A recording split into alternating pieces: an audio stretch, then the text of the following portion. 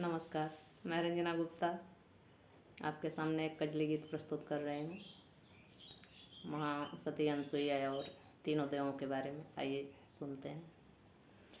हरे रामायण सुइया की कहानी सकल जग जानिए।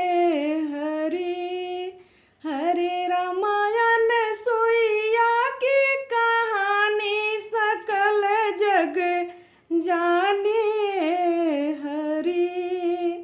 ब्रह्मा विष्णु और त्रिपुरारी लेने परीक्षा आए हो रामा, लेने परीक्षा आए हो रामा। हरे रामा बोले आरत बानी सकल जग जानिए। हरे रामा बोले आरत बानी सकल जग जानिए। हम हैं भूखे प्यासे मैया तेरे दर पर आए हो रामा, तेरे दर पर आए हो रामा।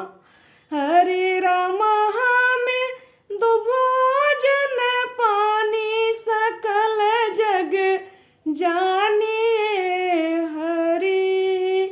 हरे रामा हमें दो भोजन पानी सकल जग जानिए।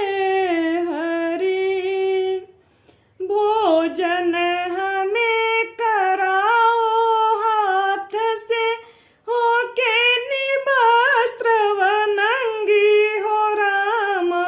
हरे रामा होगी काल करानी सकल जग जानिए। हरे रामा होगी काल करानी सकल जग जानिए। अगर कौल मंजूर नहीं है तो दो साफ जवाब हो रामा, तो दो साफ जवाब हो रामा। हरे रामा जाए हम तीनों प्राणी सकल जग